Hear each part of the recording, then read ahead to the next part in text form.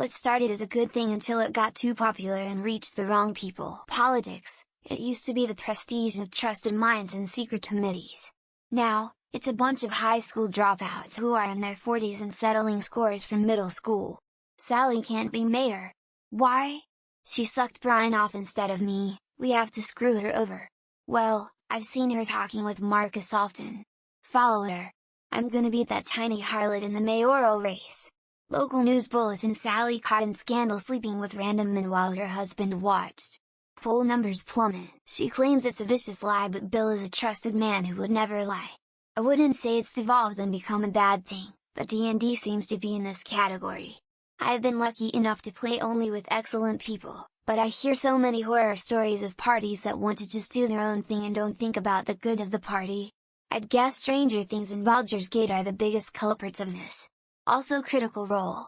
I do adore D&D, though, and I can thank Stranger Things for introducing my friend to it, who introduced me to it. So I'm glad it became mainstream. I do recognize that it's seeing issues because of that, though. This answer will get me downvoted straight to hell, and obliterated in the comments, but I'm ready for it. Social Security disability as a source of income. What started as a way to assist those who worked years and put into the system, or have been injured, or have legit medical issues, or are spouse widow, has turned into a way for many to get a free handout because they have found a way to abuse the system.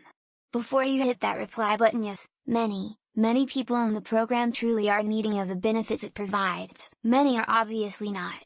Juul and vapes started as a less harmful non-combustible alternative to cigarettes. The Juul was actually pretty revolutionary when it was invented. It gave just as good of a hit if not better as a cigarette, and it was less harmful and not as smelly.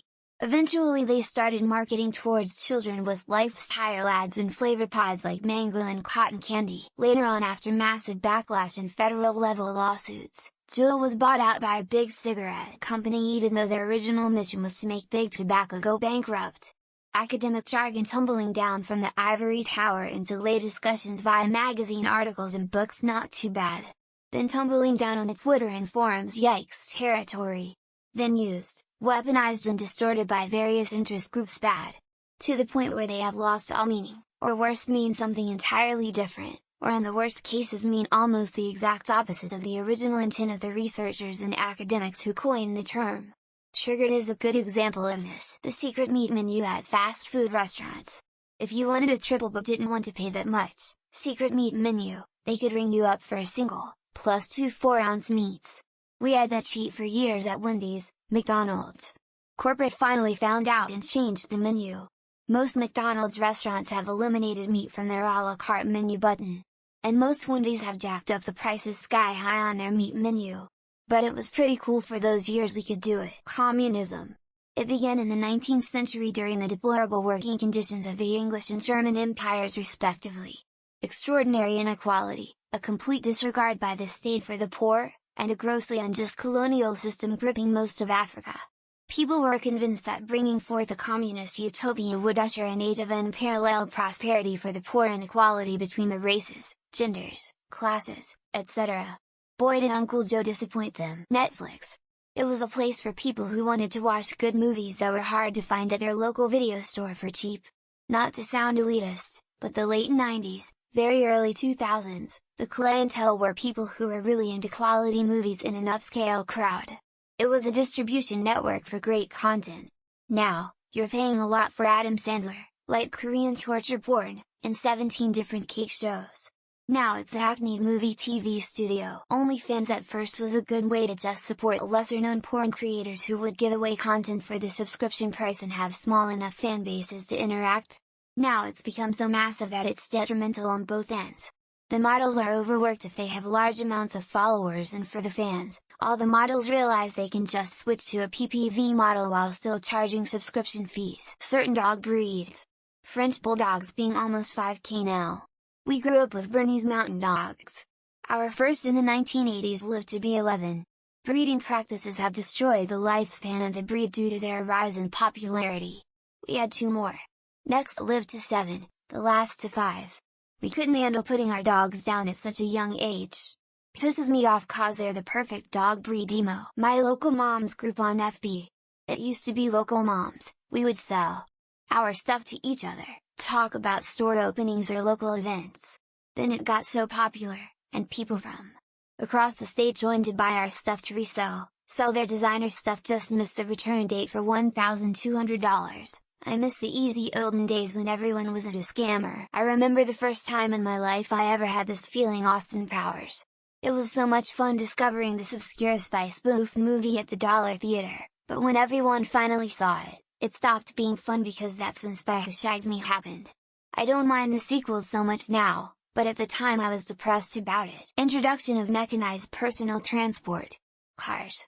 It is my opinion that, while Henry Ford did the world a service by bringing all the advancements that he did, the evolution of said advances however contributed to our focus on consuming and discarding a large amount of things, which lead to wasting precious materials and energy. Review writing used to be a good metric for how things are, and people used to focus on certain reviewers who had similar interests. Now that everyone and their brother is encouraged to share their shitty opinion and write reviews for everything, it's hard to tell how anything is unless you experience it for yourself. Any kind of collectible like retro games, comics etc. The first generation of any interest like that is really fun, when it's pure nerdy passion for something that's old junk to everyone else. The fun gets sucked out of it as it expands, but on the plus side, the items tend to get preserved if they're seen as valuable. Basically all social media goes through the arc of being an interesting place to connect with friends, peers, colleagues, hobbies, and evolves into a festering pile of politics, rage bait, and insane algorithmically driven content slop that feels entirely disconnected from anything resembling the human experience. ASD, people decided it's a great way to be quirky on the internet, or just as a way to justify any of their terrible behavior. I thought a subreddit might be a good support group, but it's just full of these intolerable people. At least there are some decent books that seem to help somewhat. Amazon. At least to me, the quick delivery is the only saving grace they still have. Nowadays search is borderline useless, there's cheap Chinese crap everywhere and the reviews are 95 bots or bot. I prefer eBay unless I need something very quickly that can't be bought in store. Pokemon cards. Started out as something people who liked Pokemon could collect, now it's become an investment. Scalpers swooping in to grab them before anyone else just to resell them at an inflated price online a day later. The Van Gogh collab. Irene and Saw was originally a help community for people with disabilities and such that struggled to find a romantic partner due to circumstances that are out of their hands. It's in the word involuntary, till it was hijacked by a hateful group. Tattooing.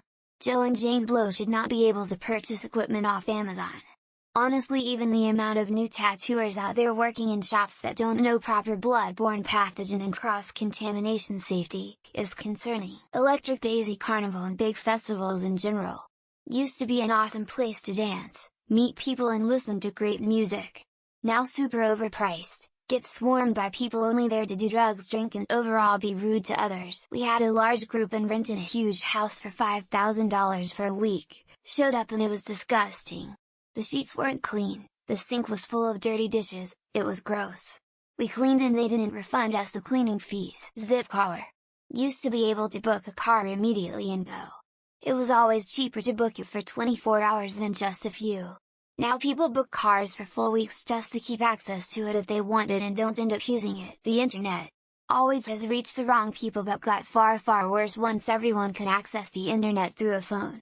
People say social media ruined the internet, but I think phones are the biggest culprit. Airbnb, UFC MMA, cheap meats for barbecue, podcasts, poker, politics. Pretty much everything that used to be cool and a select group of people were into and then became a mainstream internet sensation. I hate all of my friends. Literally. I don't have anything in common with any of them, and don't care.